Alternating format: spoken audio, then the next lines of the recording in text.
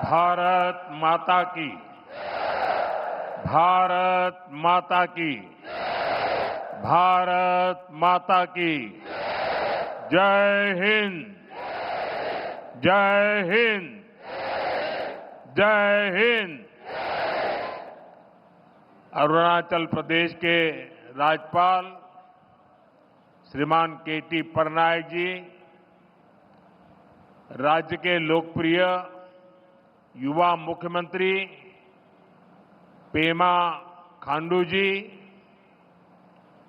केंद्रीय मंत्रिमंडल के मेरे सहयोगी किरण रिजिजू, राज्य सरकार के मंत्रीगण, संसद में मेरे साथी नाबब रेबिया जी, तापिरगांव जी, सभी विधायक साथी, अन्य जनप्रतिनिधिगण, अरुणाचल के मेरे प्यारे भाई और बहनों, बॉम्येरुंग, बॉम्येरुंग, दोनी पोलो, सर्वशक्तिमान दोनी पोलो हम सबको आशीर्वाद दें। साथियों, हेलीपैड से यहां इस मैदान तक आना, रास्ते में इतने सारे लोगों से मिलना, बच्चों के हाथों में तिरंगा, बेटे बेटियों के हाथों में तिरंगा, अरुणाचल का ये आदर सत्कार गौरव से भर देता है। और ये स्वागत इतना जबरदस्त था कि मुझे पहुंचने में भी देरी हो गई, और इसलिए भी मैं आप सबकी क्षमा मांगता हूं। अरुणाचल की ये भूमि उगते सूर्य की धरती के साथ ही देशभक्ति के उफान की भी धरती है, जिसे तिरंगे का पहला रंग केसरिया है, वैसे ही अरुणाचल का पहला रंग केसरिया है। यहां का हर व्यक्ति शौर्य का प्रतीक है, सादगी का प्रतीक है, और इसलिए अरुणाचल तो मैं कई बार आया हूं, राजनीति में सत्ता के गलियारों में नहीं था तब भी आया हूं, और इसलिए यहां की ढेर सारी यादें मेरे साथ जुड़ी हुई हैं, और उसका स्मरण भी मुझे बहुत अच्छा लगता है। आप सभी के साथ बिताया हर पल मेरे लिए यादगार होता है। आप जितना प्यार मुझे देते हैं, मैं समझता हूं जीवन में इससे बड़ा कोई सौभाग्य नहीं होता है।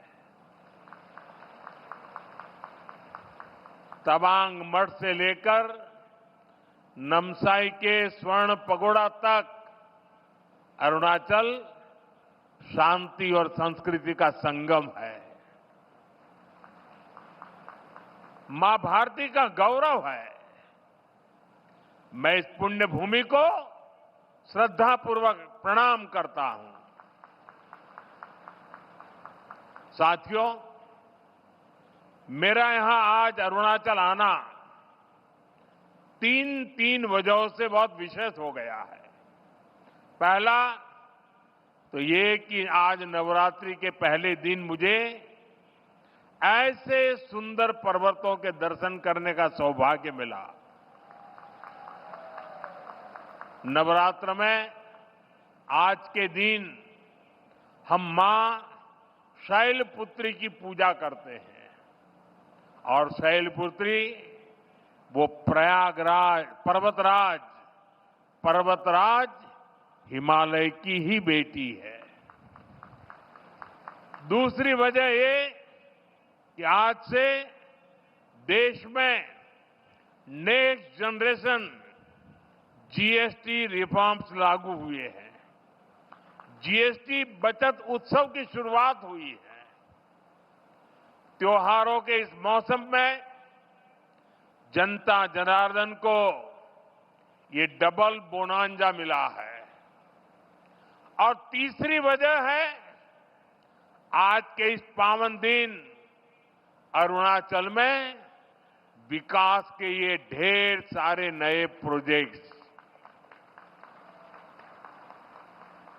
आज अरुणाचल प्रदेश को पावर, कनेक्टिविटी, टूरिज्म और हेल्थ सहित अनेक सेक्टर से जुड़े प्रोजेक्ट मिले हैं। ये बीजेपी की डबल इंजन सरकार के डबल बेनिफिट का बेहतरीन उदाहरण है। मैं अरुणाचल वासियों को इन प्रोजेक्ट्स की बहुत बहुत बधाई देता हूं। यहां मंच पर आने से पहले मुझे यहां छोटे मोटे सब व्यापारियों से बातचीत करने का अवसर मिला, उनकी दुकानों में उनके प्रोडक्ट्स देखने का अवसर मिला और उससे भी ज्यादा मैंने उनके उत्साह को अनुभव किया, उनके उमंग को अनुभव किया। और ये बचत उत्सव मैं देख रहा था कि वहां व्यापारियों में, भिन्न भिन्न भांति की चीजों का निर्माण करने वालों में और आज जनता जनार्दन के इतने विशाल रूप में मुझे साफ साफ नजर आ रहा है। साथियों, हमारे अरुणाचल प्रदेश में वैसे तो सूर्य की किरण सबसे पहले आती है, लेकिन दुर्भाग्य से यहां तेज विकास की किरणें पहुंचते पहुंचते कई दशक लग गए। मैं 2014 से पहले भी यहां कई बार आया हूं, आपके बीच रहा हूं। अरुणाचल को प्रकृति ने इतना कुछ दिया है, ये धरती, यहां के परिश्रमी लोग, यहां का सामर्थ्य, यहां इतना कुछ है। लेकिन तब जो लोग दिल्ली में बैठकर देश चलाते थे, उन्होंने अरुणाचल को हमेशा नजरअंदाज किया। कांग्रेस जैसे दल सोचते थे कि अरुणाचल में इतने कम लोग हैं, लोकसभा की 2 ही सीटें हैं, तो क्यों अरुणाचल पर ध्यान दिया जाए।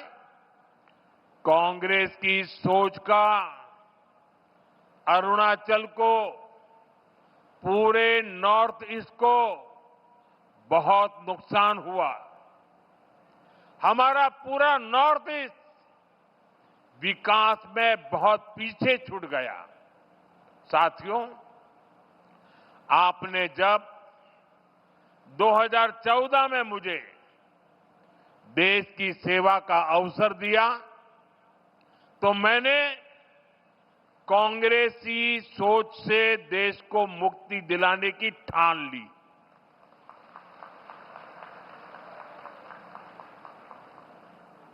हमारी प्रेरणा किसी राज्य में वोटों और सीटों की संख्या नहीं, नेशन फर्स्ट की भावना है।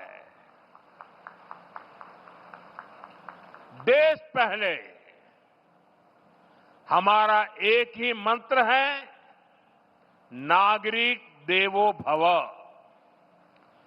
जिनको कभी किसी ने नहीं पूछा, उसको मोदी पूजता है। इसलिए जिस नॉर्थ ईस्ट को कांग्रेस के समय में भुला दिया गया था, वो साल 2014 के बाद विकास की प्राथमिकताओं का केंद्र बन गया है। हमने पूरे नॉर्थ ईस्ट के विकास के लिए बजट कई गुना बढ़ाया। हमने लास्ट माइल कनेक्टिविटी और लास्ट माइल डिलीवरी को अपनी सरकार की पहचान बनाया। और इतना ही नहीं, हमने ये पक्का किया कि सरकार दिल्ली में बैठकर नहीं चलेगी। अफसरों को, मंत्रियों को ज्यादा से ज्यादा नॉर्थ ईस्ट आना होगा, यहां रात्रि मुकाम करना होगा। साथियों, कांग्रेस सरकार के समय में 2-3 महीने में एकाध बार कोई मंत्री नॉर्थ ईस्ट आता था। बीजेपी सरकार में अब तक 800 से ज्यादा बार केंद्रीय मंत्री नॉर्थ ईस्ट आ चुके हैं। और ऐसा नहीं है कि सिर्फ आए और चले गए। हमारे मंत्री आते हैं तो प्रयास रहता है कि वो दूर दराज के क्षेत्रों में जाए, जिलों में जाए, ब्लॉक में जाए। इतना ही नहीं, कम से कम एक रात रुक करके जाए। मैं खुद ही प्रधानमंत्री के तौर पर 70 से ज्यादा बार नॉर्थ ईस्ट आया हूं।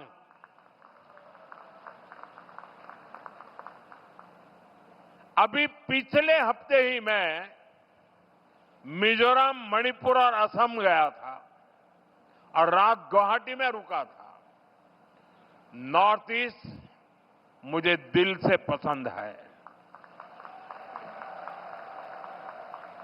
और इसलिए हमने दिल की दूरी भी मिटाई है, दिल्ली को आपके पास लेकर के आए हैं।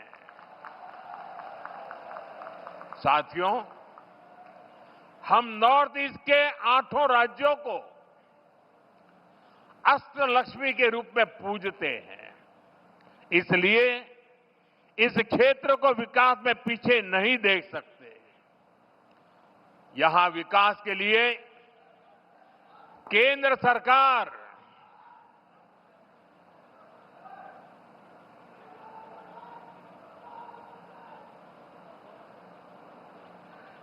सरकार ज्यादा से ज्यादा पैसे खर्च कर रही है। मैं आपको एक उदाहरण देता हूं। आप में से कुछ लोगों को पता होगा, देश में जो टैक्स इकट्ठा होता है उसका एक हिस्सा राज्यों को मिलता है। जब कांग्रेस की सरकार थी तो 10 साल में अरुणाचल प्रदेश को सेंट्रल टैक्स में से सिर्फ 6,000 करोड़ रुपए ही मिले थे, जबकि हमारी बीजेपी सरकार के 10 सालों में अरुणाचल को 1 लाख करोड़ रुपए से अधिक मिल चुके हैं। यानी बीजेपी की सरकार ने अरुणाचल को 16 गुना ज्यादा पैसा दिया है। और ये सिर्फ टैक्स का हिस्सा है। इसके अलावा यहां अलग अलग स्कीम के तहत जो भारत सरकार खर्च कर रही है, जो बड़े बड़े प्रोजेक्ट यहां बन रहे हैं, वो तो अलग ही है। इसलिए आज आप अरुणाचल में इतना व्यापक, इतना तेज विकास होते देख रहे हैं। साथियों, जब नेक नियत से काम होता है, जब प्रयासों में ईमानदारी होती है, तो उसके नतीजे भी दिखते हैं। आज हमारा नॉर्थ ईस्ट देश के विकास की ड्राइविंग फोर्स बन रहा है और बहुत बड़ा फोकस यहां सुशासन पर है, गुड गवर्नेंस पर है। हमारी सरकार के लिए नागरिकों के हितों से बड़ा कुछ भी नहीं। आपका जीवन आसान बने और आसान बने, इसलिए ईज ऑफ लिविंग, आपको आने जाने में मुश्किल ना हो, इसलिए ईज ऑफ ट्रैवल, आपको इलाज में परेशानी ना हो, इसलिए ईज ऑफ मेडिकल ट्रीटमेंट, आपके बच्चों को पढ़ाई में दिक्कत ना हो, इसलिए ईज ऑफ एजुकेशन, आपको व्यापार कारोबार में परेशानी ना हो, इसलिए ईज ऑफ डूइंग बिजनेस। इन सारे लक्ष्यों को लेकर यहां डबल इंजन की बीजेपी सरकार काम कर रही है। जिन इलाकों में पहले कोई सड़कों की सोच भी नहीं सकता था, आज वहां अच्छे हाईवे बन रहे हैं। सेला टनल जैसा इंफ्रास्ट्रक्चर कुछ साल पहले तक ये सोचना भी असंभव था, लेकिन आज सेला टनल अरुणाचल की पहचान बन चुकी है। साथियों, केंद्र सरकार का प्रयास है कि अरुणाचल सहित नॉर्थ ईस्ट के दूर दराज के इलाकों में हेलीपोर्ट बने, इसलिए इन क्षेत्रों को उड़ान स्कीम से जोड़ा गया है। यहां जो होलोंगी एयरपोर्ट है, वहां भी नई टर्मिनल बिल्डिंग बन चुकी है। अब यहां से सीधे दिल्ली को फ्लाइट मिलती है। इससे आम पैसेंजर्स को, स्टूडेंट्स को, टूरिस्ट को तो फायदा होता ही है, यहां के किसानों और छोटे उद्योगों को भी लाभ हो रहा है। यहां से देश के बड़े बाजारों तक फल सब्जियां पहुंचाना, अपनी उपज पहुंचाना अब और आसान हो गया है। साथियों, हम सभी 2047 तक अपने देश को विकसित बनाने के लक्ष्य को लेकर चल रहे हैं। और भारत तभी विकसित होगा जब देश का हर राज्य विकसित होगा। भारत तभी विकसित होगा जब देश का राज्य राष्ट्र के लक्ष्यों के साथ कंधे से कंधा मिलाकर चलेगा। मुझे खुशी है कि देश के बड़े लक्ष्यों को पूरा करने में नॉर्थ ईस्ट बहुत बड़ी भूमिका निभा रहा है। पावर सेक्टर इसका बेहतरीन उदाहरण है। भारत ने 2030 तक 500 गीगावाट बिजली, 500 गीगावाट बिजली गैर परंपरागत स्रोतों से पैदा करने का लक्ष्य रखा है। ये लक्ष्य सोलर पावर, विंड एनर्जी, पानी से बिजली बनाकर पूरा किया जाएगा। हमारा अरुणाचल प्रदेश इसमें देश के साथ कदम ताल करते हुए चल रहा है। आज जिन 2 पावर प्रोजेक्ट्स का शिलान्यास किया गया है, वो पावर प्रोड्यूसर के रूप में अरुणाचल की स्थिति को और मजबूत करेंगे। इससे अरुणाचल के हजारों नौजवानों को नौकरियां मिलेगी और यहां विकास के कार्यों के लिए सस्ती बिजली भी उपलब्ध होगी। कांग्रेस की एक पुरानी आदत है कि विकास का जो भी काम मुश्किल होता है, उस काम को वो कभी हाथ ही नहीं लगाते, भाग जाते। कांग्रेस की इस आदत का नॉर्थ ईस्ट को, अरुणाचल को भी बहुत नुकसान हुआ। जो मुश्किल इलाके होते थे, जो पहाड़ों में हो, ये जंगलों के बीच हो, जहां विकास के काम करना चुनौती होता था, उन क्षेत्रों को कांग्रेस पिछड़ा घोषित करके भूल जाती थी। इसमें देश के ट्राइबल इलाके, नॉर्थ ईस्ट के जिले सबसे अधिक थे।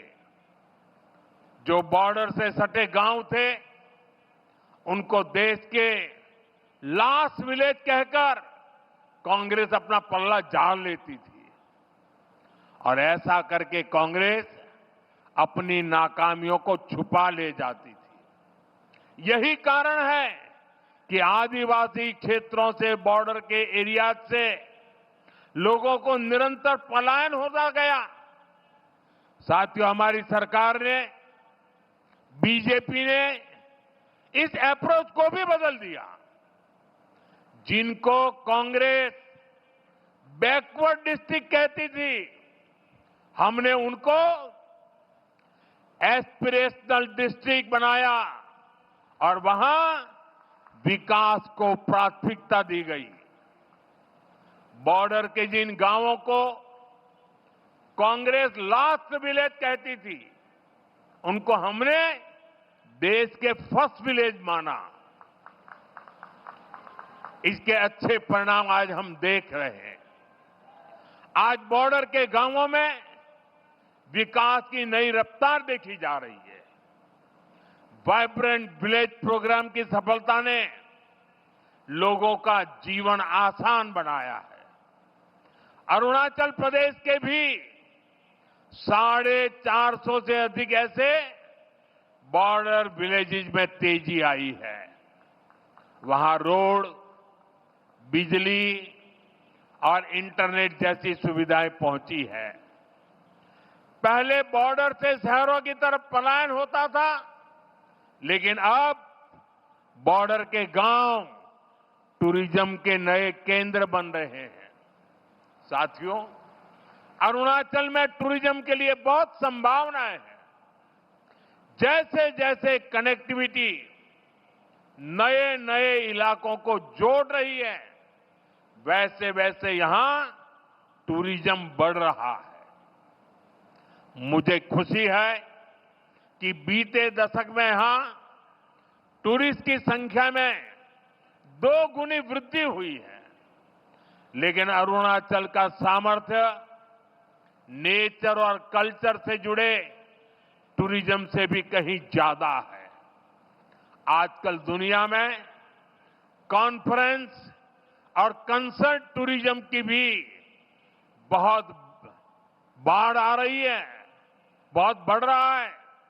इसलिए तवांग में बनने जा रहा आधुनिक कन्वेंशन सेंटर अरुणाचल के टूरिज्म में एक नया आयाम जोड़ेगा।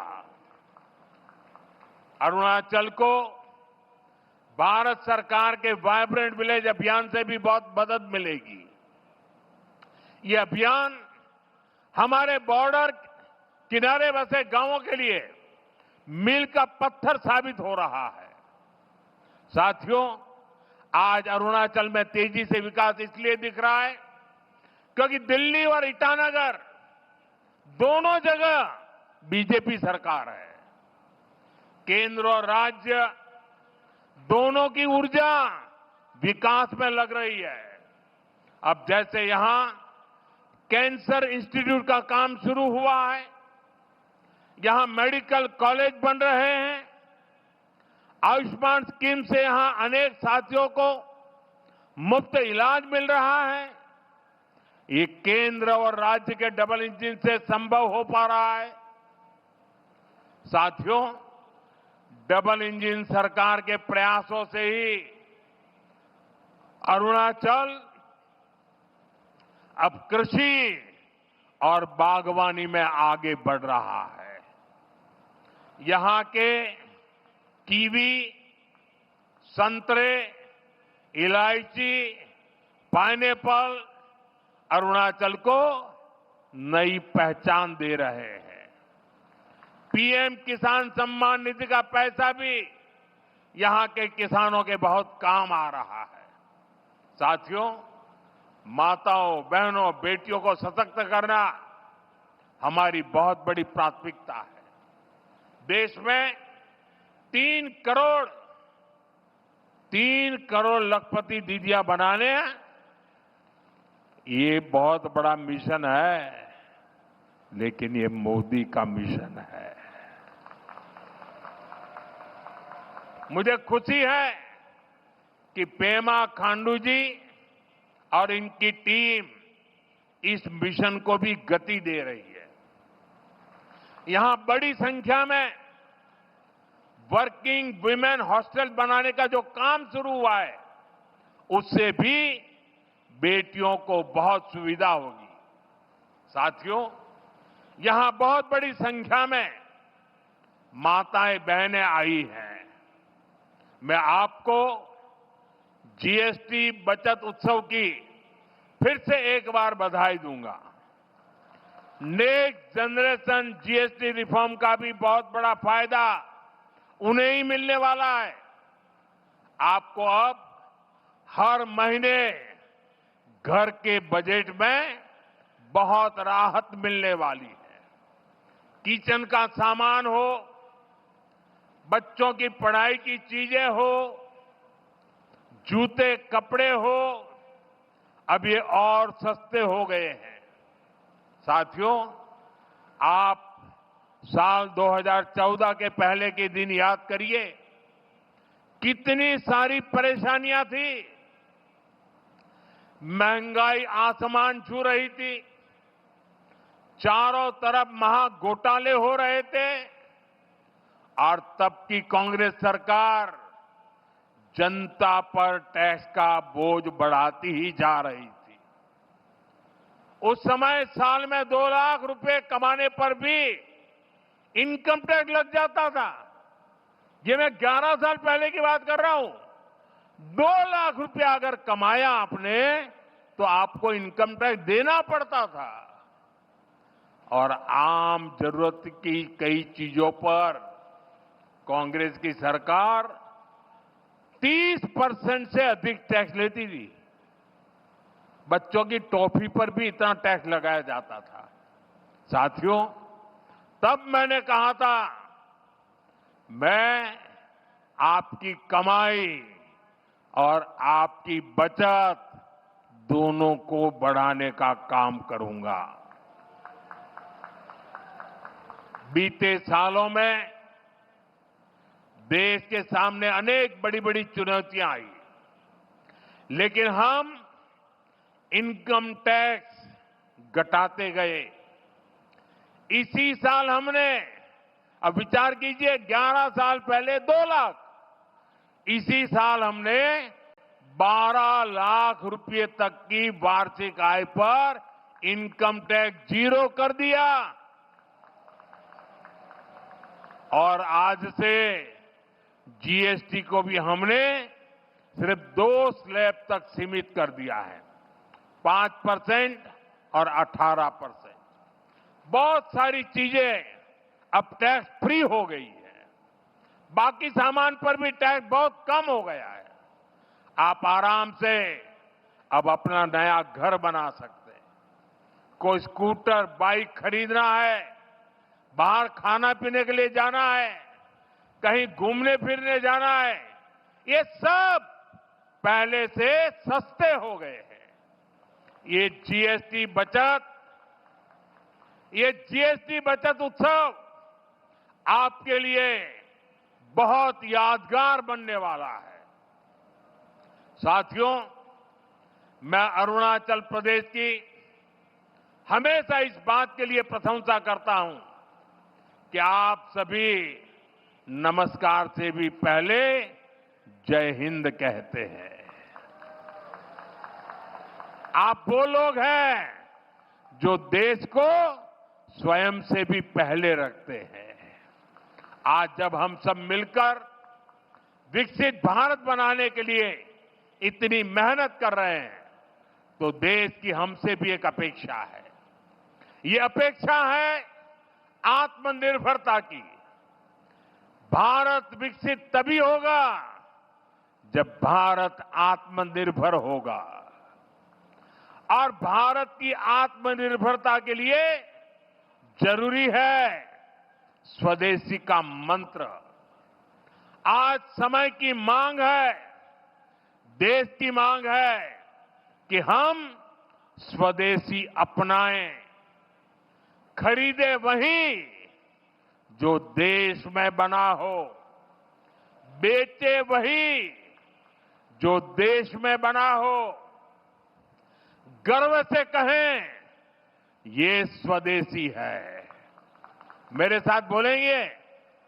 आप लोग मेरे साथ बोलेंगे? मैं कहूंगा गर्व से कहें, आप कहें ये स्वदेशी है। गर्व से कहें, गर्व से कहें, गर्व से कहें। इसी मंत्र पर चलते हुए देश का विकास होगा, अरुणाचल का, नॉर्थ ईस्ट का विकास तेज होगा। एक बार फिर आपको इन विकास परियोजनाओं के लिए बहुत बहुत शुभकामनाएं देता हूं। आज नवरात्रि का पावन पर्व भी है, बचत उत्सव भी है। तो इस उत्सव में शरीक होने के लिए मेरी एक रिक्वेस्ट है आपको, अपना मोबाइल फोन बाहर निकालिए और मोबाइल फोन का फ्लैश लाइट चालू कीजिए। सब अपने मोबाइल की फ्लैश लाइट चालू करें। सबके मोबाइल की फ्लैश लाइट चालू करिए और हाथ ऊपर कीजिए सबका। सब अपने मोबाइल की फ्लैश लाइट। ये बचत उत्सव का नजारा है, ये बचत उत्सव की ताकत है। ये नवरात्रि का प्रथम दिन है। देखिए प्रकाश ही प्रकाश है और अरुणाचल का प्रकाश पूरे देश में फैल जाता है। देखिए चारों तरफ नजारा देखिए, चारों तरफ नजारा देखिए, रोशनी ही रोशनी चमकते तारों की तरह। मेरी आप सबको बहुत बहुत शुभकामनाएं, बहुत बहुत धन्यवाद।